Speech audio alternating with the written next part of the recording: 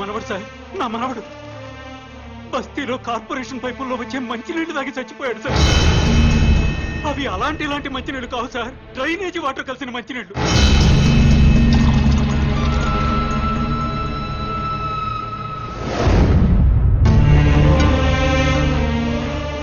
పొద్దున్నే పెద్దవాళ్ళు బాత్రూమ్లకి టాయిలెట్లకి వెళ్తే ఆ పైపుల్లో వచ్చే చండాలమంతా మేము తాగే మంచినీళ్ల పైపుల్లో కలుస్తున్నాయంటే ఎంత దుర్మార్గమో చూడండి సార్. ఎన్నిసార్లు చెప్పినా అధికారులు పట్టించుకోవట్లేదు సార్.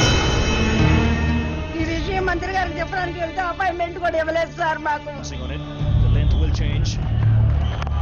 మంత్రి గారి ఇంట్లో కూర్చొని తీరిగ్గా క్రికెట్ మ్యాచ్ చూసుకుంటున్నారు సార్.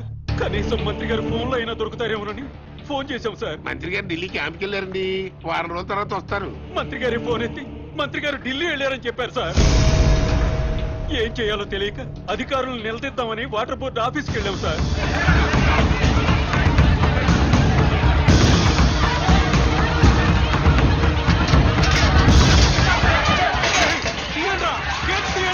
గొడవ చేయొద్దు, మర్యాదగా వెళ్ళిపోండి. మీరు నాశనం అయిపోతారా?